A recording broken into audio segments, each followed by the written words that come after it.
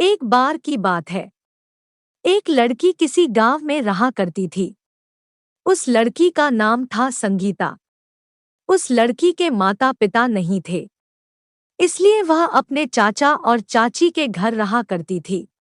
उसके चाचा और चाची की खुद की एक लड़की भी थी। वह जितना अपने लड़की को प्यार करते थे, उतना ही वह इस बेचारी संगीता से नफरत करती थी। उनके लड़की का नाम था गीता।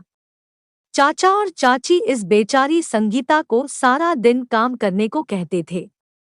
संगीता सुबह सबसे पहले उठती। सुबह उठने के बाद वह घर का सारा काम करती थी, छोटे काम से लेकर बड़े काम तक। जब वह सारा काम कर लेती तब जाकर उसकी चाची उठती थी। चाची उठने के बाद संगीता के ऊपर खुद चिल्लाती और उसके काम के कमी गिनाती। फिर भी संगीता उनसे कुछ ना कहती।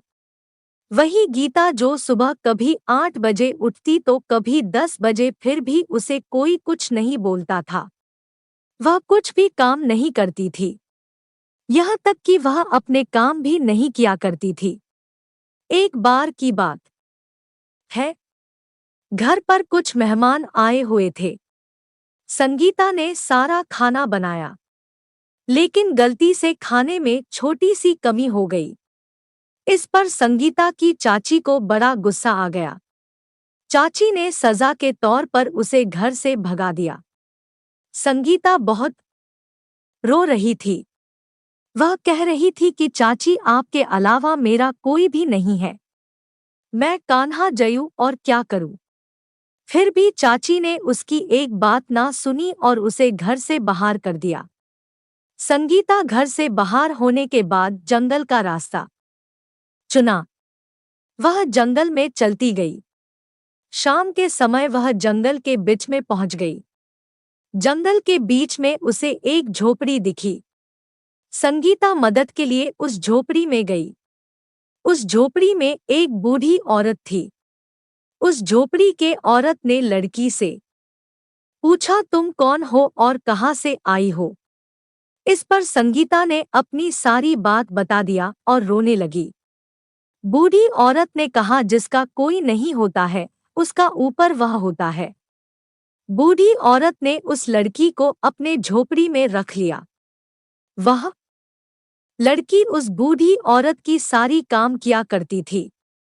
1 साल बाद बूढ़ी औरत को जानकारी मिली कि राजकुमार के लिए लड़की को खोजा जा रहा है। इस बात को बूढ़ी औरत ने लड़की को बताया और कहा, क्या तुम राजकुमारी बनना चाहती हो? इस पर लड़की ने कहा, पर कैसे माँ?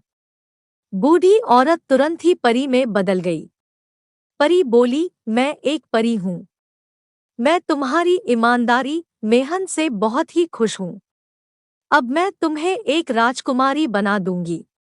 यह कहने के बाद वह सामान्य लड़की राजकुमारी बन गई और उस लड़की की शादी राजकुमार से हो गई। वही संगीता की चाचा और चाची गरीब हो गए। गीता के आलस के कारण उसे बहुत प्रकार की बीमारी भी हो गई।